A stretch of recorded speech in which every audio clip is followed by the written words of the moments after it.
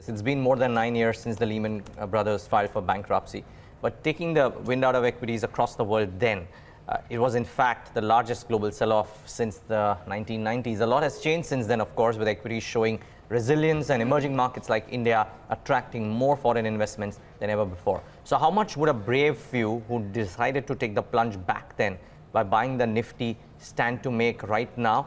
I think Darshan has done an interesting bit of calculations because, Darshan, unless I'm very wrong, this calculation doesn't show what would you have done if you bought the Nifty by itself, but the Nifty components in a different kind of a way, if I'm not wrong. So what we've done is basically two things. If you invested 50,000 rupees on the Nifty that day on 1st Jan 2009, because that was post the Lehman crisis, and for a better calculation, we decided to take 1st Jan 2009 against, if you divided 50,000 rupees equally, not as per the weightages, 50,000 rupees, 1,000 rupees each in the 50 stocks of the erstwhile Nifty. So you'll put your money in your Unitex and your Suzlons also, because they were Nifty constituents. So basically on the broad Nifty itself, the market cap of Nifty on 1st Jan was almost 19 lakh crores. It's moved to almost 75 lakh crores from 2009 to 2017. The Nifty is given returns of almost a 3.5 times or 242% if you had invested. So that's the broad sense that we're getting as far as the Nifty is concerned.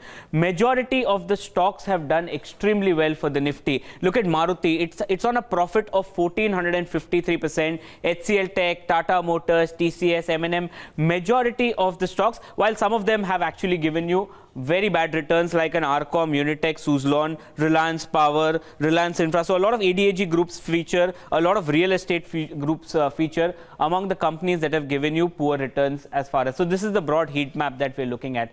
Basically, the other factors that you have to watch out will be basically 24 stocks outperform the benchmark indices. So Nifty gave a return of 242%, but there were 24 stocks which gave returns in excess of 242%, some as high as Maruti, which were up almost 15 times. And only 10 stocks gave negative returns. So this is what we are looking at. So individually, if you're looking at it, how much you would have invested. There were some big changes, no doubt. Sesa and Sterlite merged, and then Kane was bought into, Sesa, and Vedanta was created. So there were some broad changes into the Nifty, also some M&As that happened.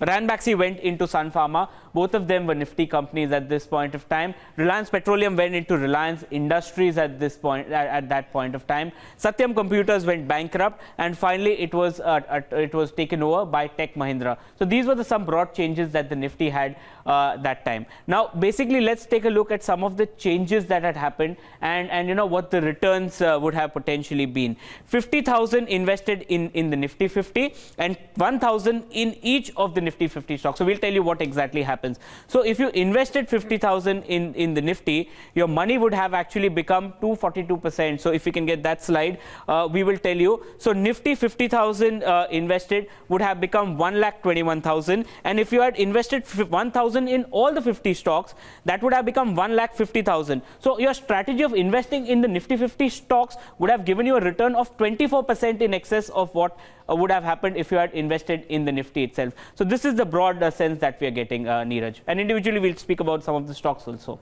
Yeah, if we can do that as well. This is very interesting also because, Darshan, taking a leaf out of this or otherwise, DSP BlackRock has launched an equal Nifty 50 fund as well, wherein they are trying to follow the same strategy. But if you can give us some details about individual names as well. Yeah, so let's get Maruti. I think the slide was already out. That's been the biggest outperformer that we've had. So Maruti, if you had invested at 1,000 and the market cap was 15,000, you would have returns of 1,453 crores. So your 1,000 rupees would have become 15,530. So this is the biggest outperformer as far as the stocks are concerned. The second stock that we'll talk about has outperformed is HCL. Your 1,000 rupees would have become almost 14,000 rupees, and a market cap of 8,000 has become 1,20,000 crore market cap, returns of almost 1,300%. The next one will be Tata Motors. It's struggling now, but from a level of 1,000 rupees, your money would have become almost 13,000 rupees with a return of 1,167%. You had your TCS, one of second largest company in India, 1,000 would have become 11,000, return of almost 10 times.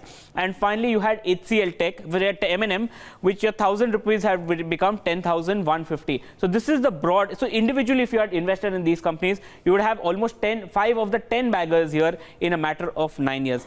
No doubt with ups comes the down also. There have been certain companies which have underperformed. So if you had invested 1,000 rupees in Reliance Communication, you would be left only with 60 rupees now. The market erosion was 94% there. Look at the companies, the other companies, Unitech, 1,000 rupees. If you had invested 1,000 and kept on holding it, you would have just 140 rupees in your hand, marked underperformer given the fact that the 2G issues, Suzlon, another Nifty counter, which actually made a lot of claims. So 1,000 rupee became just 210 rupees. The other stocks is Reliance Power, so another one by ADAG. 1,000 would have become 310 rupees. Market cap lost by 70% here. And finally, BHEL, the biggest capital good company, your money would have become half. If you had invested 1,000 rupees, that would have become 500. So you can see that there are outperformers and there are clear underperformers also. But so clearly this strategy proves that, if you had invested individually in stocks, you would have made much more money.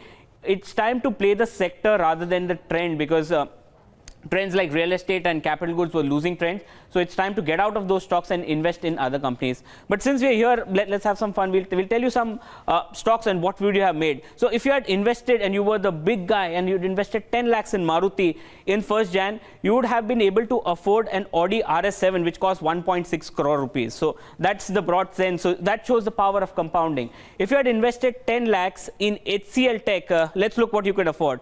You can afford a BMW 7 Series which costs 1.4 crore rupees. So you three should look at these, because these are the cars probably if you're looking at it. Tata Motors, obviously you can afford a Land Rover itself, costs 1.3 crores. If you had invested 10 lakhs in a TCS, you would be able to acquire a Jaguar that is worth 1.1 crore. And finally, if you had invested 1 lakh in M&M, you would be able to afford a Porsche which costs 1 crore. So clearly, trend is your friend. You should play the stocks that outperform and the sectors that outperform. A lot of winners, but some losers also. So much irony in the sentence. Had you invested 10 lakhs in Maruti, you could have been able to afford, what was it? It was an Audi RS. You would have been able to buy. So you would have been able to upgrade from an Audi A4, I believe, to an Audi RS7. I'm not sure why you think we're all walking around with bags of cash or something like that, right? Pretty much anybody can afford these cars on financing, no? Sure. No, but it just gives a trend, and this just shows you the power of compounding. If you had invested in good quality stocks and exited the bad quality stocks, because at that time infrastructure was the in thing, but the time you realize, and if you looked at it, auto and IT were the ones that gave maximum returns. So if you had bought, instead of one each of the best of all the sectors, you had bought the best of the best sectors, you would have made far more money. Yeah, well, I suppose also all of this is predicated on the fact that if you had held your nerve and were buying, as opposed to, sort of tucking your tail between your legs and running into some corner, holding all of your assets in cash. So thanks, Darshan. That was really insightful and interesting.